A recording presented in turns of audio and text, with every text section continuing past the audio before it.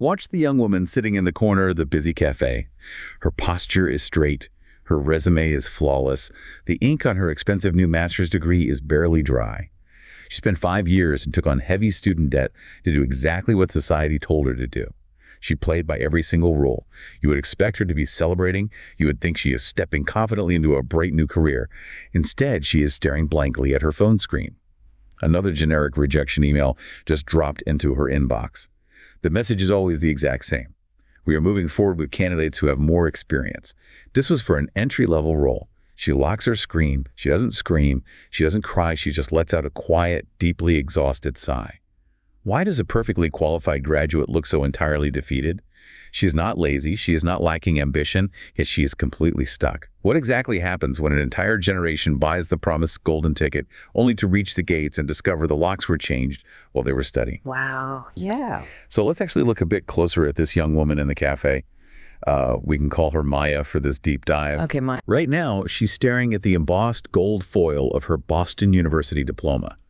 It's this stunning piece of heavy stock parchment. Oh, they always are. Yeah, but at this exact moment, it's basically doubling as a really expensive coaster for a lukewarm cup of drip coffee. Which is just a brutal image. It is. And attached to that beautiful Latin calligraphy is a staggering $83,000 in federal student loans. Ouch. And, that email that just dropped into her inbox, Yeah. the one that pushed her into this state of just quiet, paralyzed despair. Yeah. That was her 42nd rejection this month alone. Man, 42 rejections in a single month. And I think we really have to look at the specific mechanics of that rejection. What do you mean?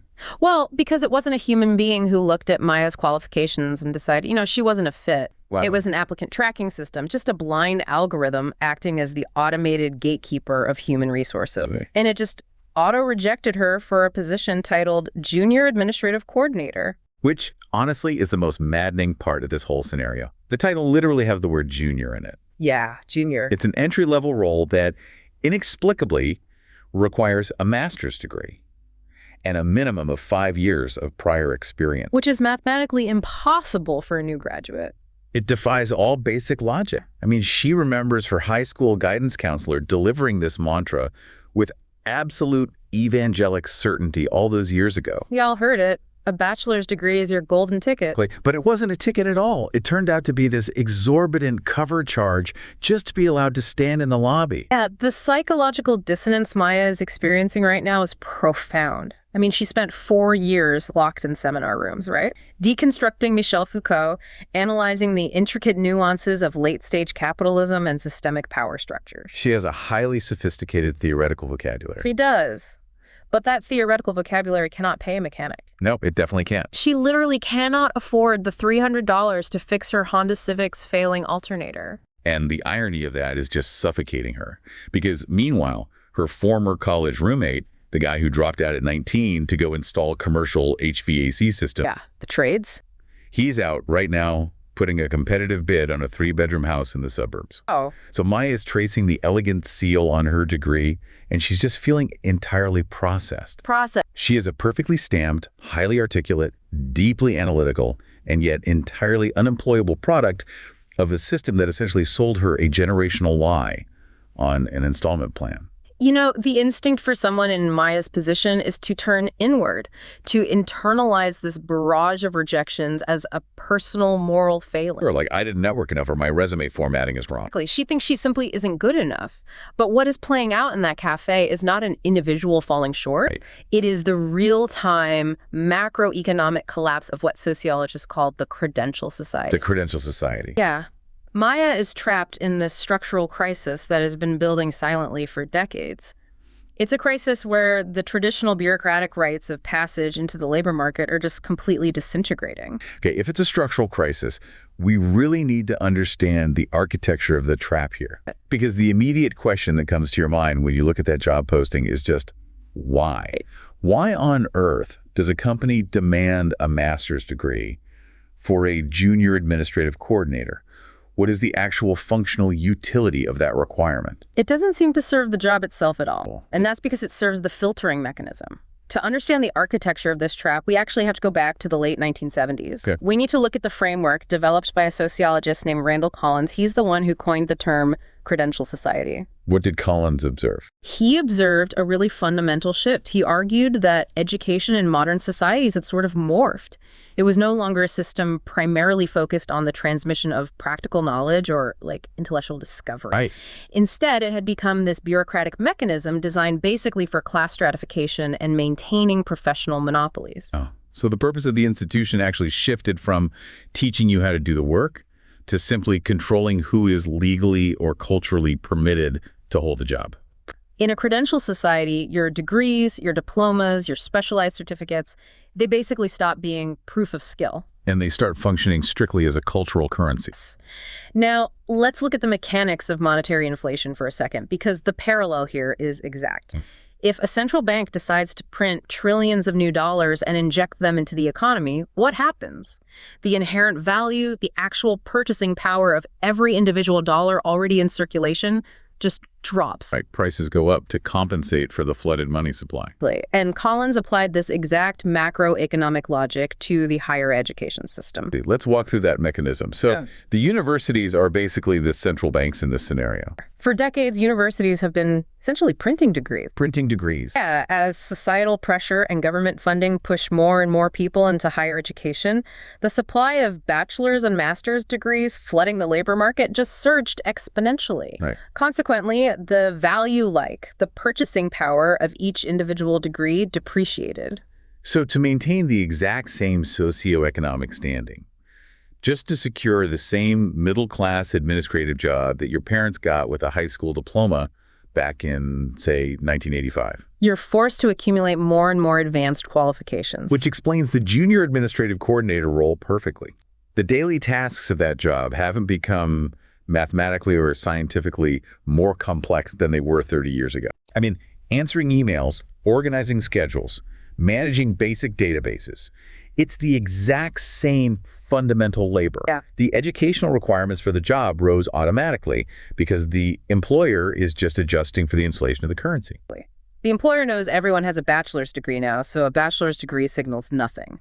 They demand a master's just to thin the herd. The degree simply lost its purchasing power. But to understand why employers latched onto these degrees so obsessively in the first place, we actually have to look at the historical transition from the industrial economy to the knowledge economy. Okay, set the scene for me. Think about an industrial factory floor in the 1920s. Labor in that environment is highly visible, right? And it's deeply quantifiable. A foreman can literally stand on a catwalk with a stopwatch and visibly see exactly how many steel widgets you assemble in a 60-minute hour. The output is purely physical. Right. But the moment we transition to a knowledge economy, that visibility completely vanishes. The dominant jobs become non-routine and cognitive. The labor happens inside a worker's skull, or it's buried in lines of code or hidden inside some massive, complex spreadsheet. Yeah. You can't put a stopwatch on strategic thinking. And that invisible nature of cognitive output created a massive problem for human resources. Oh. Well, how do you measure someone's future intellectual output during a standard 30-minute interview? Sure. You cannot objectively quantify a candidate's abstract problem-solving skills just by chatting with them across a desk. Well, you can't just hand them a wrench and say, fix this engine right now so I can watch you do it. Because of this profound lack of visibility, corporate employers desperately needed a proxy for quality. A proxy. Yeah, they needed a metric they could easily measure to stand in for the cognitive skill they couldn't measure. So they leaned heavily into academic degrees as this blunt force screening mechanism. When a corporation receives 4,000 applications for one entry-level role, the HR department isn't looking for the best candidate. They aren't. They are looking for a legally defensible way to throw away 3,950 resumes as quickly as possible. And the degree requirement is the perfect scythe for that. Yes. But what is the degree actually signaling to the employer at that point? If it's not signaling specific applicable job skills, what are they actually buying? They are buying proof of compliance. Compliant. The degree signals to the employer that this specific candidate had the stamina, the financial backing, and honestly, the sheer bureaucratic endurance to sit through 4 years of lectures. Right, to navigate complex institutional rules, meet arbitrary deadlines without rebelling. Exactly. To absorb the normative culture of the professional middle class, it became this elaborate test of cultural conformity and behavioral discipline, but it's masquerading as a test of intellect. And this over-reliance on the degree as a proxy for compliance has created a completely catastrophic economic distortion. Perfect. I mean, the data surrounding what economists call the higher education bubble is just incredibly bleak. It's hard to read. We are looking at a system where the cost of entry has entirely detached from the economic reality of the payout. The tuition and fees at four-year institutions jumped 440% from the early 1990s to the 2010s. 440%. It outpaced standard inflation, housing, even healthcare costs. Yeah, it's wild. Yet while the costs skyrocketed, the wage premium, that extra lifetime earning potential you supposedly unlock by having the degree, has steadily deteriorated for recent cohorts of graduates. The math simply no longer works for the average student. Right. The statistics show that the average millennial degree holder is earning roughly 20% less than historical models predicted they would. 20% less. They are carrying a mortgage-sized debt load without the mortgage-sized income to service it. And we have to acknowledge the darkest statistic in this entire ecosystem. The dropout rate. Roughly 29% of students who take on student debt never even graduate. That is a staggering casualty rate. They take on all the financial liabilities of the Credential Society, but they are denied the cultural currency needed to pay it off. They're basically forced to pay the cover charge, but they're permanently locked out of the club. And this structural failure is not isolated to the United States, by the way. No. If we look at the global macroeconomic landscape, we see this playing out with even more severity in other places. Take China's current labor market, for example. Okay. They are experiencing a devastating societal phenomenon intimately tied to credential inflation. They refer to it as no-one. It translates roughly to involution, right? Involution is the perfect word for it. It implies this state of endless, exhausting, zero-sum internal competition where everyone is working exponentially harder just to stay in the exact same place. Driven by intense cultural pressures and this extreme overemphasis on formal academic diplomas paired with a historical decline in respected vocational apprenticeships, China has produced a massive, unprecedented oversupply of highly educated university graduates. And the market simply cannot absorb them into the white-collar knowledge sector.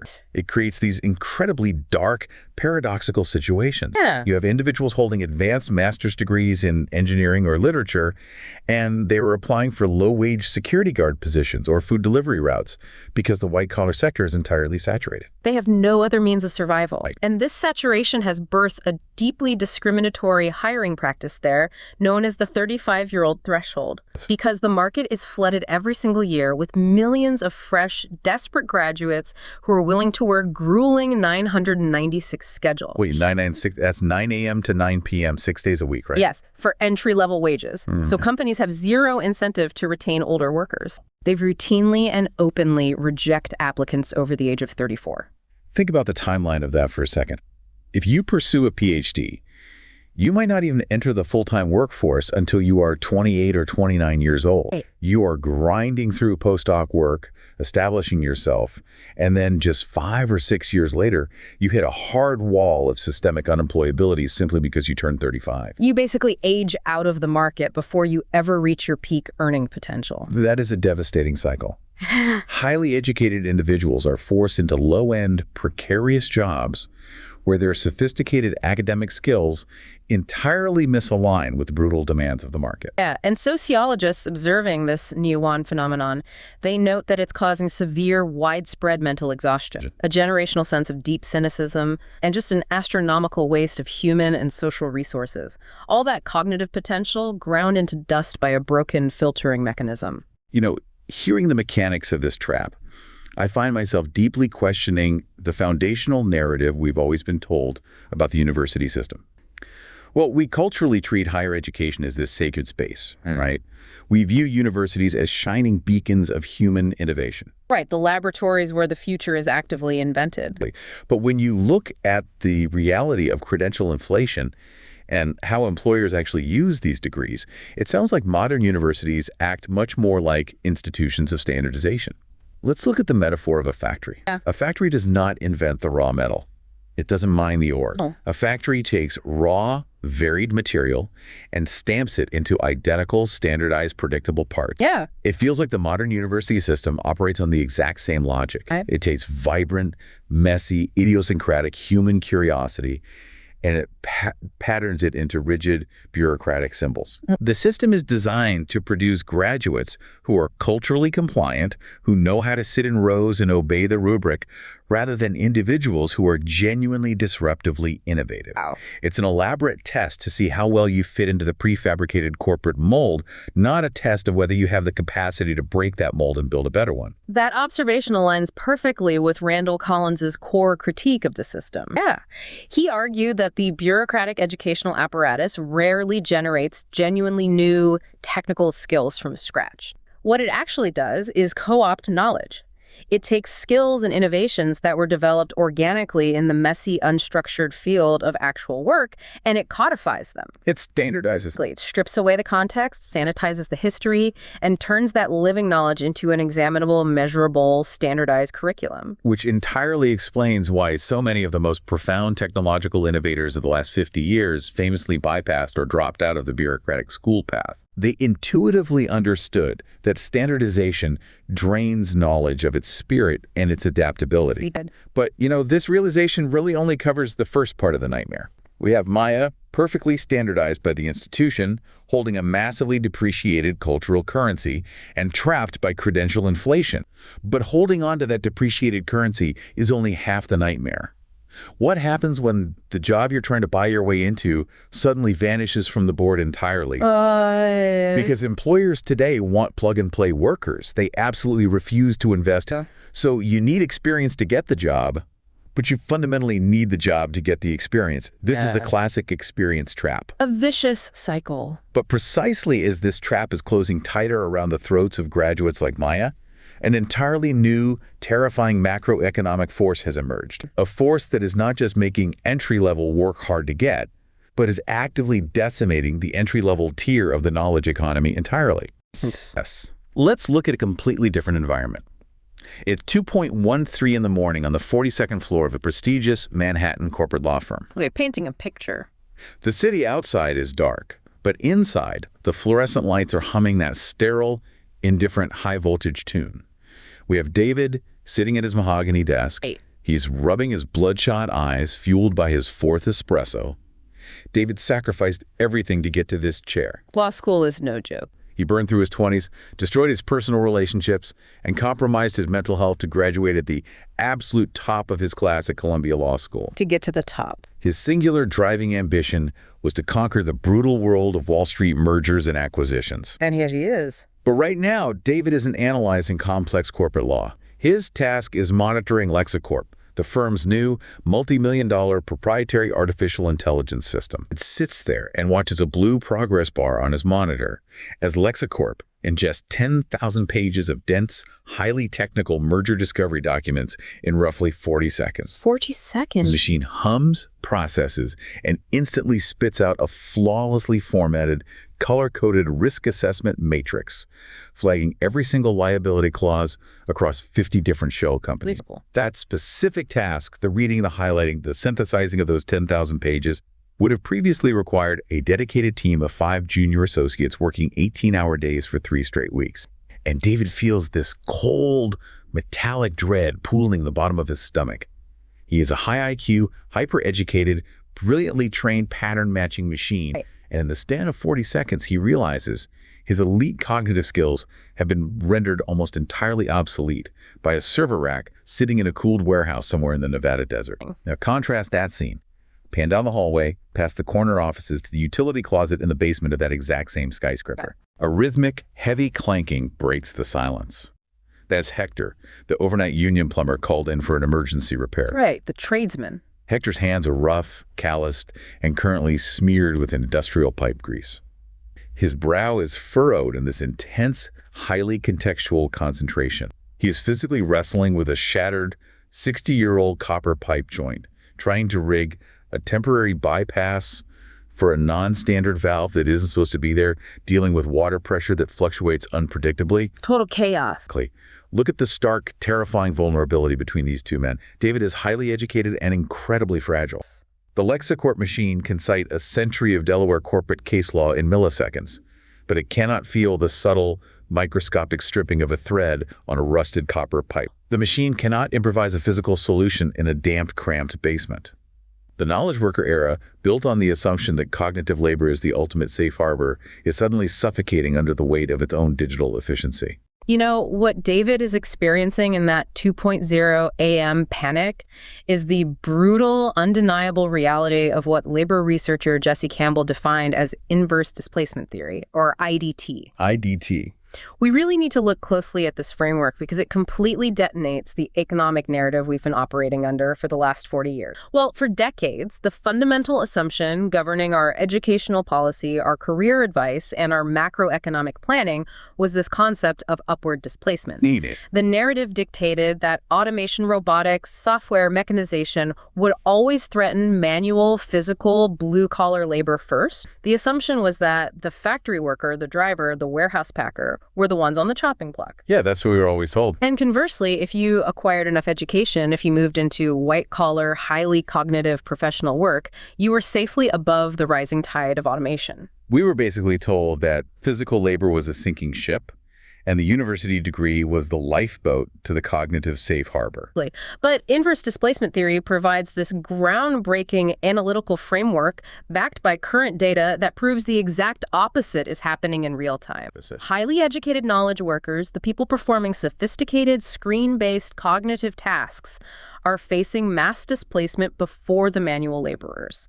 The displacement is happening from the top of the cognitive pyramid down, not from the factory floor up. That inversion changes the entire geometry of the labor market. I mean, why were our historical models so incredibly wrong about the sequence of automation? Our models were wrong because they failed to account for a biological and computational principle known as Moravec's paradox. Moravec's paradox. In the 1980s, an artificial intelligence researcher and roboticist named Hans Moravec made this profound observation about the nature of computation versus the nature of human evolution.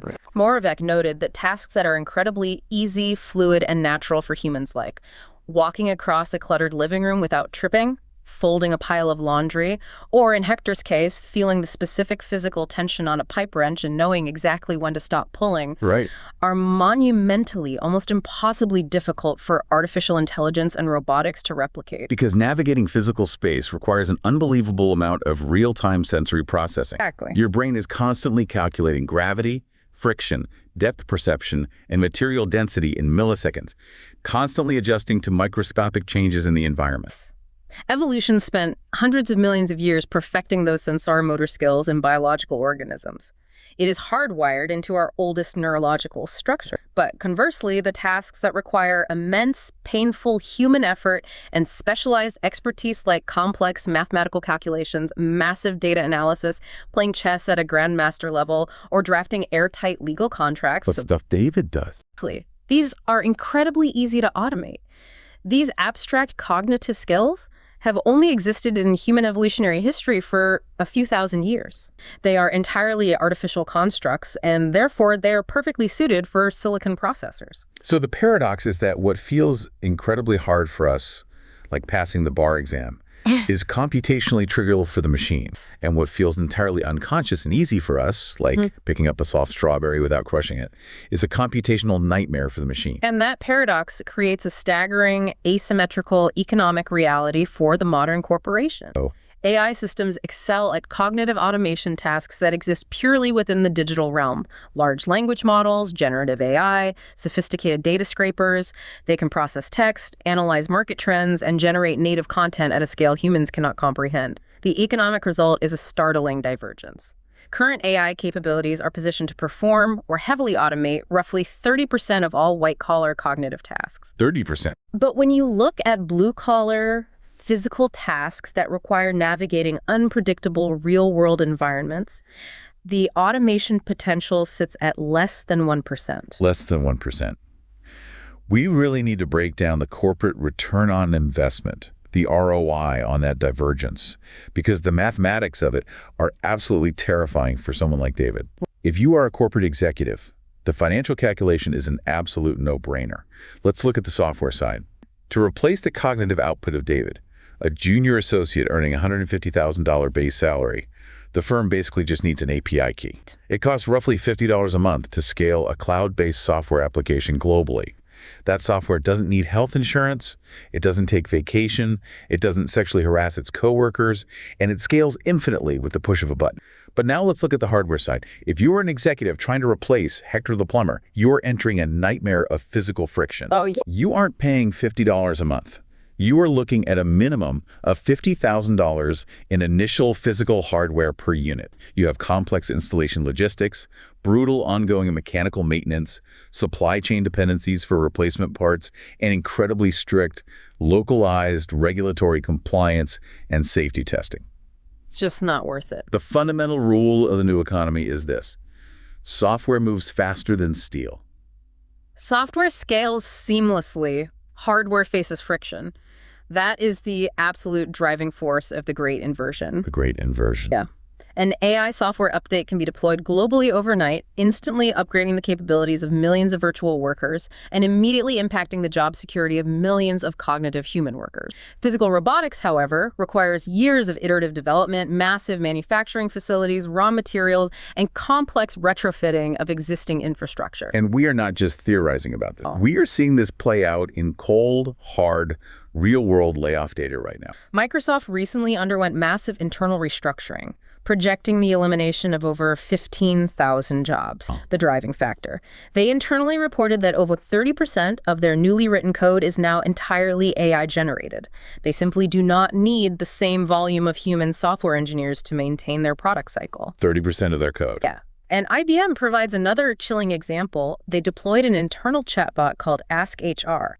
It's successfully handled 11.5 million complex employee queries, interpreting policy and managing benefits. 11.5 million.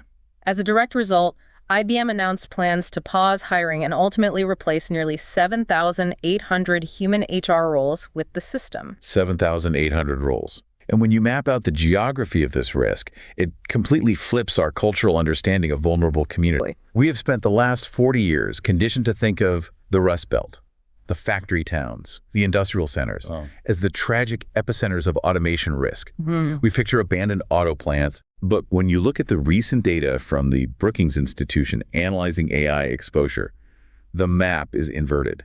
Metros like San Jose, San Francisco, and Austin, the glittering high-income epicenters of the knowledge economy, face a massive 32 to 35% AI exposure rate across their labor force. Their economies are highly concentrated in the exact cognitive tasks that algorithms dominate. Meanwhile, you look at a blue-collar, physically oriented, service-heavy hub like Las Vegas, Nevada, and their AI exposure rate sits at just 8%. 8%. Do not automate a hotel housekeeper, a bartender, or an HVAC repairman with a language model. Oh, really can't. Looking at this map, a massive question occurs to me. I think society has been looking at the automation horizon through the wrong end of the telescope for decades. We were so deeply obsessed with the cinematic idea of robot apocalypse wiping out the factory floor that we completely missed the silent algorithms sneaking into the corner offices. Sneaking in right under our noses. But why did we miss it? How did an entire society of highly educated analysts get blindsided by this inversion?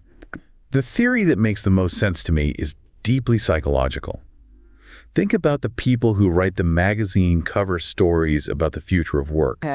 Think about the journalists at elite publications, the policy researchers at DC think tanks, the tenured academics writing the economic models. Every single one of those individuals is, by definition, a highly educated knowledge worker. Is it possible that we missed this looming crisis because the narrative architects of our society simply could not psychologically imagine a future where their own elite peer group was the most vulnerable? They couldn't conceive of a world where their prestigious cognitive labor was commodified faster than the guy fixing their sink.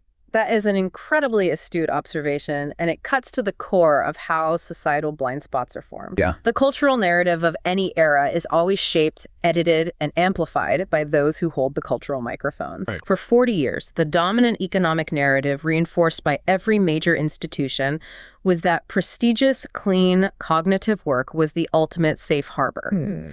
Manual labor was framed as a sinking ship to be escaped at all costs, a tragedy of the uneducated. Wow. Journalists, analysts, and academics systematically projected their own socioeconomic sense of security onto the technological timeline. They just assumed they were safe. Disruption, in their minds, was always a phenomenon that happened to other people, specifically people further down the socioeconomic ladder. The sudden, visceral realization that AI is actively climbing the career ladder from the bottom up, eating the entry-level white-collar work first, is creating a massive psychological shockwave, precisely because it directly threatens the architects of the narrative. It shatters the myth of their own intellectual indispensability. It absolutely shatters it. And if AI is successfully executing these entry-level cognitive tasks at massive scale, if it can do what David does in 40 seconds and what thousands of coders do at Microsoft, then the fundamental premium we have always placed on human expertise begins to completely collapse. The ground falls out from under the entire knowledge economy, which forces us back to Maya in the cafe and a terrifying reevaluation of what our educational system is actually teaching. I mean, what is the functional point of Maya taking on $83,000 in debt for a technical degree if the technical skills she memorized are guaranteed to depreciate in 2 to 5 years? The rapid depreciation of technical skills is an existential crisis for the traditional university model. It has to be. We are witnessing the collapse of the elite performance gap. While a landmark study conducted jointly by Harvard Business School and the Boston Consulting Group, BCG, perfectly illustrates the mechanics of this collapse. They designed a study to measure the impact of generative AI tools on the daily performance of highly paid management consultants. They took hundreds of consultants and divided them. They found that when they provided AI tools to the bottom 50% of the consultants, the ones who historically struggled with pacing, data synthesis, or report drafting, their performance, their output quality, boosted by a staggering 43%. 43%. They basically became super producers overnight. When they gave the exact same AI tools to the top 50% of consultants, the elite, highly specialized experts who had spent years honing their bespoke technical frameworks, That happened. that elite group only saw a 17% performance boost. This is a monumental shift. The AI essentially acts as an algorithmic equalizer. It lifts the bottom half of the workforce up so dramatically, so quickly, that the elite specialized skills at the top become almost statistically indistinguishable from the average. The bell curve gets completely flattened. Yeah. The elite technical skills are becoming entirely substitutable. Substitutable. When complex information processing, pattern recognition, and data synthesis become incredibly cheap, infinitely scalable, and universally accessible through an interface, the core economic value of specialized rote knowledge plummets to near zero. This technological commodification forces us to brutally confront the historical drift of education's purpose. If we trace the lineage of the university, we see distinct eras. Okay, let's trace it. In the medieval era, higher education was reserved for a minuscule aristocratic elite. Its foundational purpose was not job training. Oh, was it? It was the philosophical pursuit of absolute truth, the study of theology, and an understanding of divine and natural order. It was explicitly about forming the moral architecture of future leaders. Then we transitioned to the industrial era. The requirements of society changed. Mass public education was designed and implemented to produce standardized, disciplined, punctual workers for the new factory floors. It taught obedience to the bell, strict adherence to the clock, and the rote memorization necessary to operate machinery without questioning the factory owner. And that brings us to the post-industrial era, the exact era Maya is trapped in. We have somehow arrived at this strange, hollowed-out space of mindless credential accumulation. The pursuit of truth was abandoned long ago, and the factory jobs are gone. So the system just perpetuates itself, forcing students into debt without any clear underlying purpose other than passing through the bureaucratic filter. Which leads us directly into what sociologists and ethicists identify as the most critical, devastating failure of the modern educational system: the knowledge-ethics split. Knowledge ethics split. Over the last century, modern education has become extraordinarily, ruthlessly effective at teaching human beings how to do highly complex things. Right.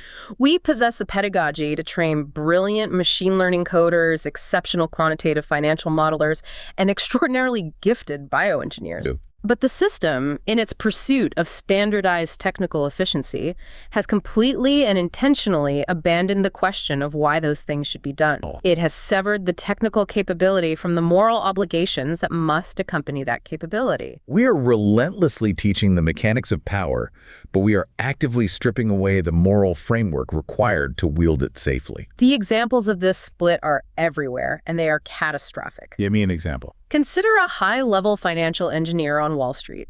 This individual uses their Ivy League mathematics degree to design incredibly complex, opaque derivative instruments like collateralized debt obligations that eventually collapse under their own leveraged weight and entirely devastate public pension funds, wiping out the retirement savings of millions of teachers and firefighters. Worry 2008. If we look at that individual through the lens of modern education, that engineer hasn't failed at mathematics. In fact, their technical education was flawless.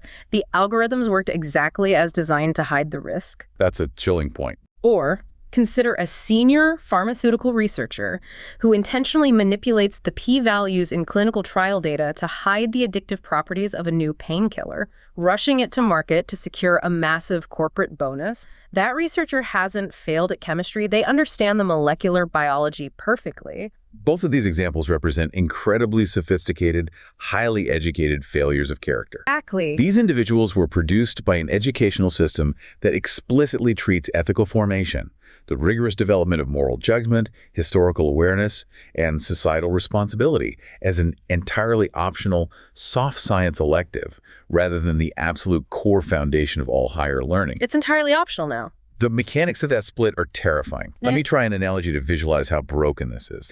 Imagine the modern education system as a high-end automotive manufacturing plant. For the last 50 years, they have poured billions of dollars into building this incredibly high-powered million-dollar race car. They have obsessively perfected the twin-turbo engine. They've optimized the aerodynamics in a wind tunnel. They've engineered the tires for maximum grip. All of that represents the technical knowledge, the STEM degrees, the coding boot camps. But then they roll this phenomenally powerful machine off the assembly line, put a 19-year-old in the driver's seat, and hand over the keys without ever installing a steering wheel or a braking system. The steering and the brakes represent the ethical formation, the moral philosophy, the historical context. The system has created a machine that can accelerate to 200 miles an hour instantly, but it has absolutely no internal mechanism for direction. And no inherent capability to stop itself before it careens into a crowd of bystanders. We are accelerating technical capability while actively dismantling our ethical control systems. But this brings up a massive existential challenge for the labor market. If our education system is primarily churning out these hyper-efficient pattern-matching machines, people trained strictly to memorize inputs, process data, and generate expected outputs without applying any deeper ethical context or critical friction. Aren't we just setting ourselves up to compete against AI algorithms on the algorithm's home turf? If the only value a worker brings to the desk is their ability to process information quickly, isn't that a war human beings are mathematically destined to lose? We are absolutely destined to lose that war, and the casualty count will be staggering. Yeah. If the economic value of a human worker is defined solely by their ability to retrieve stored information, cross-reference data, and recognize standard mathematical or linguistic patterns, the AI will win every single time. It doesn't sleep, it doesn't suffer from cognitive fatigue, it doesn't demand a living wage, and it processes vast, incomprehensible amounts of data instantaneously. Well, we have reached an absolute economic inflection point. Technical capability is now being utterly commodified by silicon.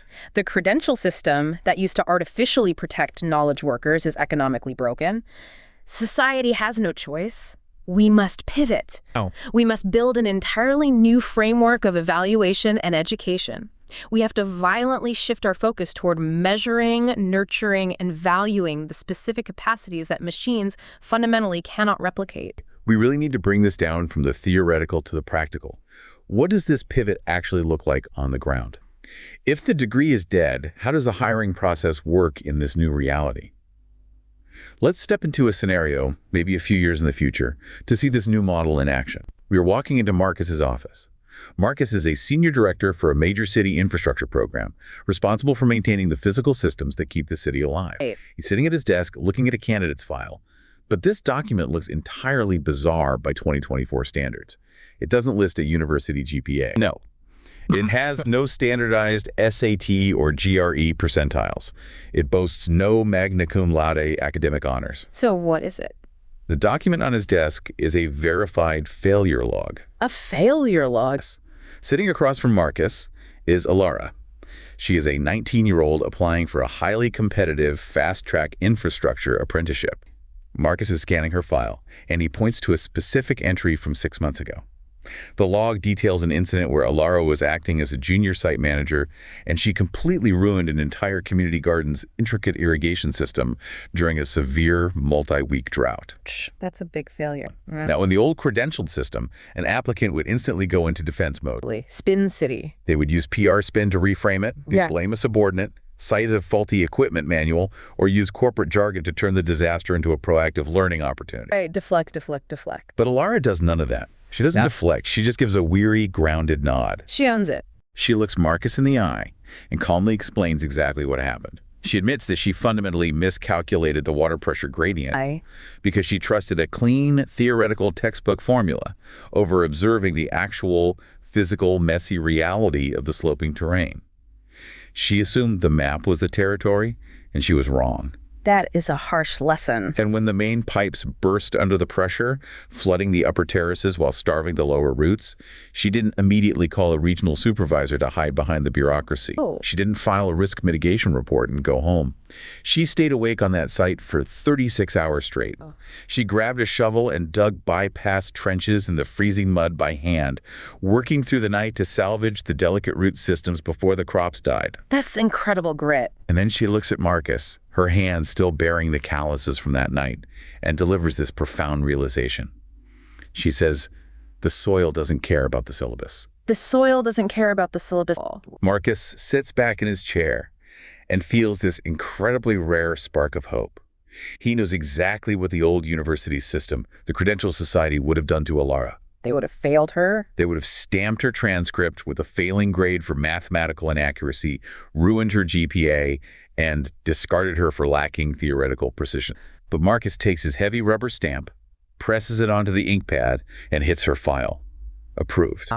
He makes this decision because he realizes the fundamental truth of the new economy.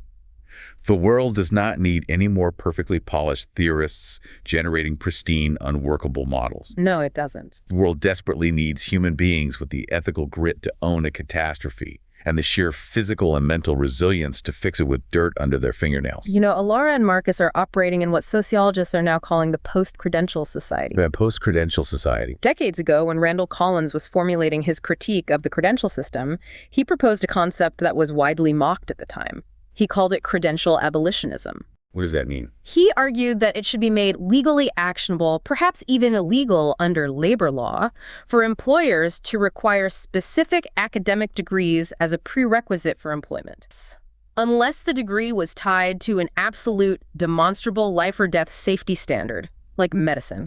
He wanted to sever the forced, artificial link between years of institutional study and the fundamental right to earn a living. For a long time, credential abolitionism sounded like a radical fringe utopian theory.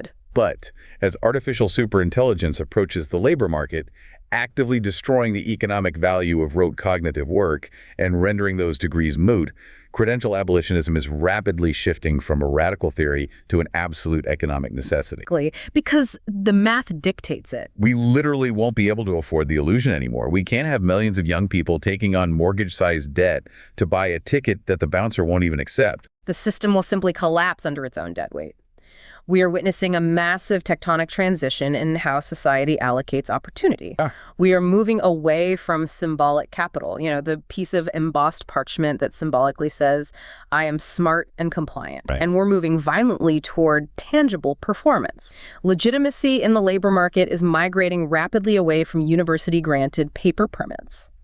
Employers, desperate for actual utility rather than theoretical pedigree, are beginning to demand direct, verifiable proofs of skill and achievement.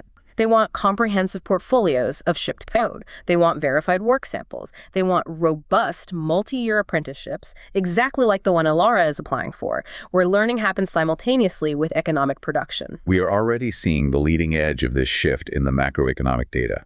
Trade school enrollments, which were stigmatized for decades, are seeing a massive resurgence as young people realize the economic stability of physical, contextual labor. Even at the absolute highest echelons of academia, the panic is forcing structural changes. Look at the recent sweeping educational reforms implemented in China.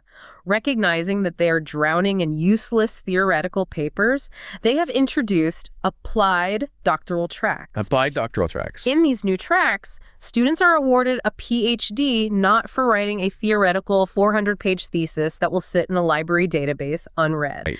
They are awarded the degree only for actually innovating a physical product, securing a patent, or successfully engineering a complex functional project in the real world. It's a total paradigm shift. It's about proving beyond a shadow of a doubt that you can do it, not just proving that you can fluently write about it. But this raises the ultimate question of this deep dive.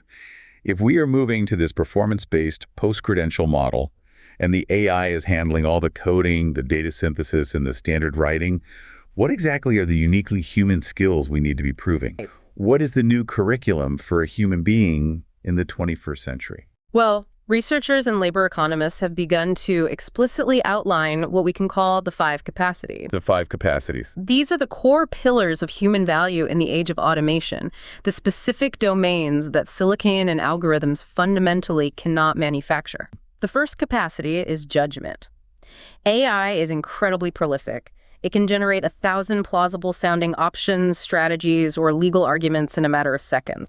But it fundamentally lacks the capacity to distinguish truth from falsehood in conditions of genuine, high-stakes, real-world uncertainty. AI hallucinates confidently. Humans must develop the capacity to exercise deep contextual judgment, to make the difficult call when the data is ambiguous without relying on the false comfort of an algorithmic recommendation. Think about a medical triage situation during a mass casualty event or a CEO managing a catastrophic public relations crisis. The AI can give you a statistical probability matrix, but it cannot tell you what the morally or practically right thing to do is when the data is conflicting, the context is chaotic, and human lives or livelihoods are on the line. Judgment requires an understanding of human stakes that an algorithm simply cannot possess. The second capacity is accountability. This is the absolute bedrock of the post-credential society. AI cannot go to jail. It cannot be fired. It cannot feel the weight of public shame or private guilt. Accountability is the willingness to stand firmly behind your decisions, to possess what Nassim Taleb calls skin in the game. Skin in the game. It is the moral strength to own the consequences of your actions, just like Alara did when she dug those trenches in the freezing mud, and the absolute refusal to deflect blame onto a complex bureaucratic system, a flawed data set, or a glitch in the code. Accountability is a distinctly human burden. Oh, okay. What's the third? The third capacity is sustained attention. In an economy dominated by algorithmic feeds designed to fracture and monetize our focus, the ability to engage deeply with a single complex problem over a long period is becoming a rare and highly compensated superpower. This isn't just about reading a long book. It is the psychological grit to stay with a messy, frustrating problem when it gets boring, when the immediate dopamine hit fades, and when the solution isn't a simple internet search away. Which is becoming incredibly difficult to cultivate. It's a tragic irony. The very machines that are forcing us to rely on sustained attention to remain economically viable are the exact same machines constantly buzzing in our pockets, running algorithms explicitly designed to destroy our capacity for sustained attention. It is a biological war for our focus. It is a profound neurological challenge, yes. The fourth capacity is genuine connection. AI can simulate empathy with terrifying accuracy. It can mimic the cadence of a therapy session. It can draft a beautifully phrased condolence email, but it cannot build actual structural trust. Because trust isn't code. Trust is a biological and historical phenomenon. It requires physical presence, shared vulnerability, the release of oxytocin in the brain, and a shared history of overcoming obstacles together. You can automate communication, but you cannot automate a genuine human relationship. The leaders of the future will be those who can forge unbreakable bonds of trust within their teams, something an AI manager can never achieve. And the fifth, and perhaps most critical capacity, is resilience. This is the psychological and physical capacity to function effectively through failure, hardship, and disaster. It is the ability to operate when the environment is hostile without needing the conditions to be comfortable or optimal. When things go wrong. When the power grid fails, when the supply chain breaks, when the algorithm outputs garbage. Resilience is the ability to adapt instantly when the map no longer matches the territory. I look at that list: judgment, accountability, sustained attention, genuine connection, resilience, and a very pressing, uncomfortable question comes to mind. Everything you have just described, these 5 capacities, they are forged in the messy reality of the physical world. They are built through failure, friction, and hard experience. But we live in a society that is doubly psychologically obsessed with the pristine prestige of white-collar academic degrees. Parents don't want to brag about their child's failure log. They want the bumper sticker on their SUV that says, "My child goes to Harvard." So they don't want a bumper sticker that says, "My child possesses great sustained attention and dug a ditch in the mud." The cultural addiction to the status of these bureaucratic rituals is absolute. So how does a society that is so fundamentally wired to worship the Ivy League brand psychologically adapt to this massive inversion? How do we convince millions of parents and students to let go of the prestige of the credential? The brutal truth is that it will not be a gentle, enlightened psychological shift. No. People will not voluntarily abandon the prestige of the credential because they read a sociological critique. The dismantling of the educational bureaucracy's iron cage will be a forced adaptation, driven entirely by unforgiving economic reality and sheer financial survival. It's going to be forced on them. The illusion will shatter not because of a cultural awakening, but because the old model will bankrupt them. Imagine a middle-class family liquidating their retirement savings, taking on massive secondary mortgages, and spending $250,000 on a prestigious liberal arts degree for their child. Okay. And then 4 years later, that child is sitting in a cubicle earning $40,000 a year, and their daily workflow is being managed, critiqued, and eventually automated by an AI system that costs the company $50 a month. When that negative return on investment becomes undeniably visible across millions of households, the prestige illusion will evaporate. And what replaces it? What will organically replace it is a new hierarchy of status built around true human-AI integration. Human-AI integration. The new status symbol will not be the name of the institution on your diploma. It will be your functional, demonstrable capability. The most successful human beings will not be competing against the AI in a futile race of pattern matching. The successful ones will be the integrators.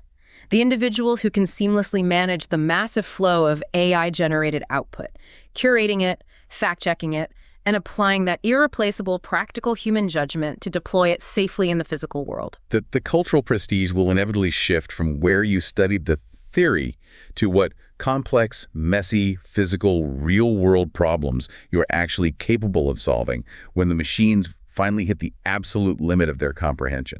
It is the ultimate unavoidable reality check for a culture that has been living in an economic fantasy.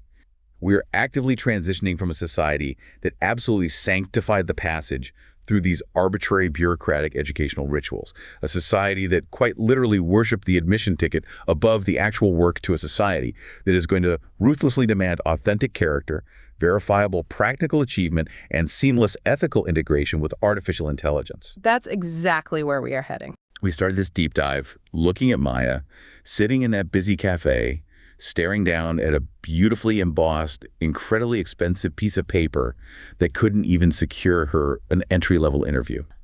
The profound generational tragedy of our current macroeconomic moment is that the university degree slowly shifted from being a guaranteed golden ticket for a secure professional life to merely becoming an exorbitant admission ticket just to stand in line in the lobby. A very expensive lobby. And now, as the algorithms hollow out the knowledge economy from the bottom up, we have paradoxically reached a point where that immensely expensive admission ticket no longer even guarantees admission to the building. The gates have moved entirely, and the locks were completely changed while an entire generation was busy studying for the final exam. In an era where complex cognitive tasks are effortlessly and economically automated by silicon, true human value and ultimate economic survival will be defined not by the sheer volume of rote information a person can memorize, but by the weight of the moral and practical responsibilities they are willing to shoulder when the systems inevitably fail.